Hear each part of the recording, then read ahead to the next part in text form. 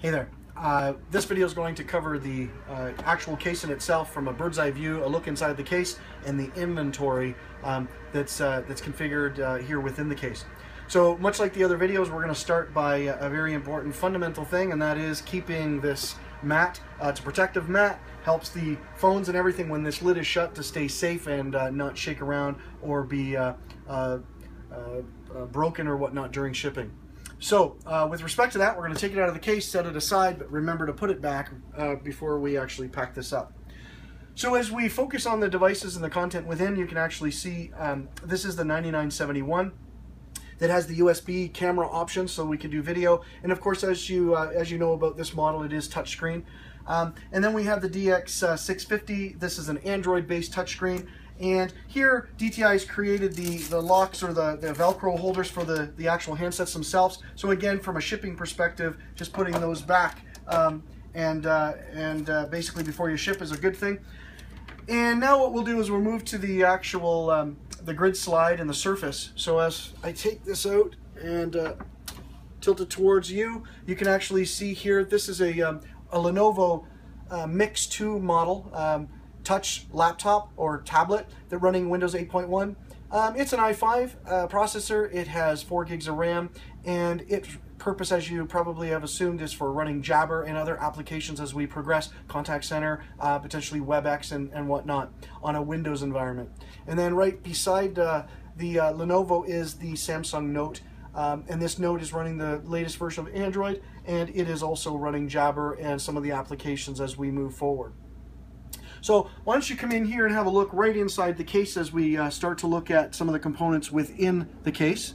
Before I get started there, what I'm going to do is I'm going to introduce this. This is the keyboard that is an optional component. This is very dependent on the model of the Mix, of the Lenovo Mix laptop.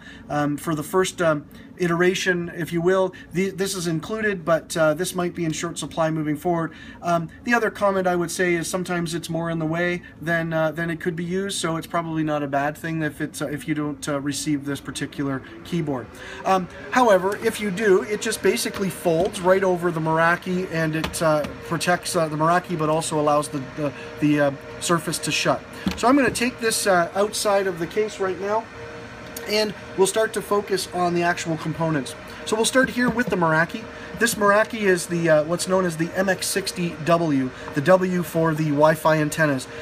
You probably know that the MX series from Meraki is a security appliance routing gateway that enables most, if not all, of the features of dashboard. And so this particular model was selected so that we could have wireless so that we could join the wireless network locally, but also have security and mobile device management and some other things that we'll get to in a later video. So this model over here is the Cisco 800 series, and the 800 series router is used for a few things. One, it's pre-configured with survivable remote site telephony, or SRST. And so SRST is pre-configured and totally demoable if you remove this red cable. It is the only red cable in the Smart Kit, making it very simple to simply remove that and watch the phones register to the SRST environment. Once I plug that red cable back in within the failover capability, you'll see the phones register to the full call manager that exists underneath the Grid Connect system here. Over here you're seeing power. You're also seeing PoE, power over Ethernet capability here, because this is also our Ethernet switch. And so these Ethernet ports here are running out to the devices, enabling the power and single cable power and Ethernet to the endpoints themselves. Before I leave this particular device, I also want to make note that it is our SIP trunk gateway, so it's running Cube, Cisco Unified Border Element software, and it's licensed, and it is pre-configured with a SIP DID, which we'll talk about in just a few minutes. So if you can shift a little more this way, you can actually see now, looking over against the actual power source here, I want to identify a few things. One over here, this is a 1 terabit hard drive, USB hard drive, that can be removed and is used as a backup or a last resort, if you will, to restore your images in the case where you have corruption or whatnot.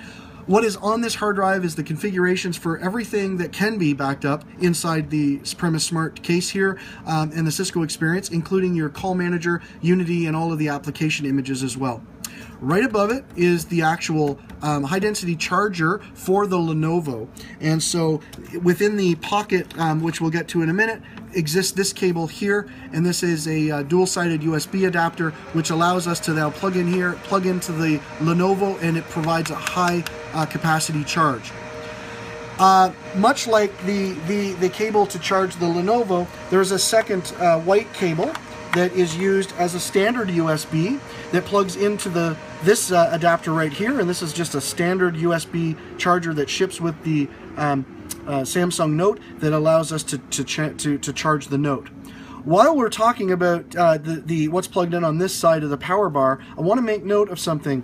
These two outlets right here are tethered or tied rather to the UPS system, meaning that this is your Business Edition 6000 server, and this Business Edition 6000 server and this very port will actually survive a power loss and properly be shut down as explained in a previous video, and basically avoid database corruption and whatnot.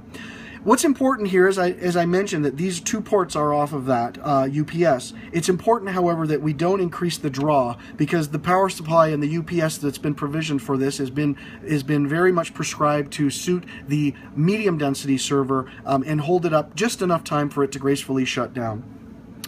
As you can also see with the remaining power, these are the ones that are actually powered immediately as soon as you turn on the main power source of the front of the case. These do not get shut down when you turn off the UPS. These are shut down when you actually shut the main power off to the kit.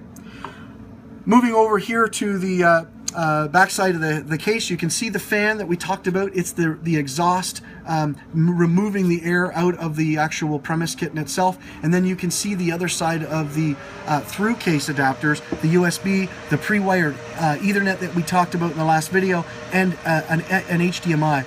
That HDMI port can come in handy as we continue to upgrade. So if some kits might ship with the DX70, which is a video endpoint slash monitor, well, that can be the input, if you will, to that, or an output from something that's in the case out to a customer's projector. With respect to that, I'm going to focus a little bit more on the UPS here. You can see under here there is an Ethernet and power.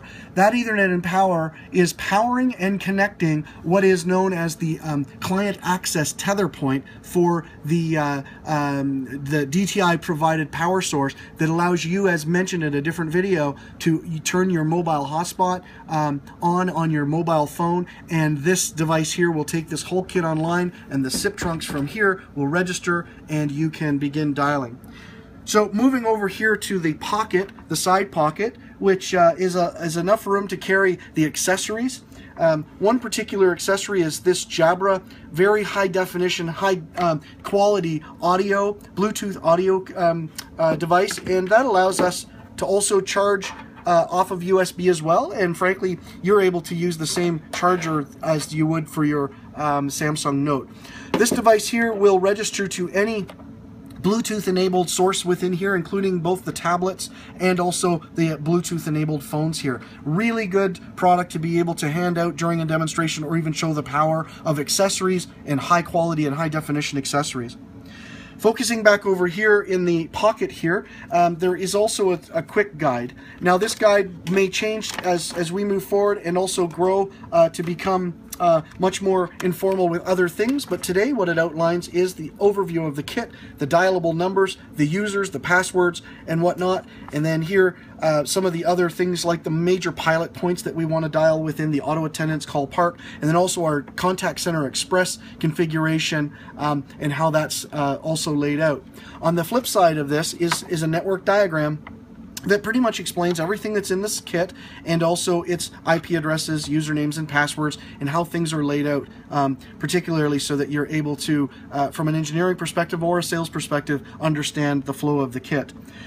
The other things within the kit, the accessories here, are just things that have shipped with the other accessories that come included. Additional cables, the front power source for you to plug in monitor and keyboard and whatnot to the front side of the C220 series server, and other accessories.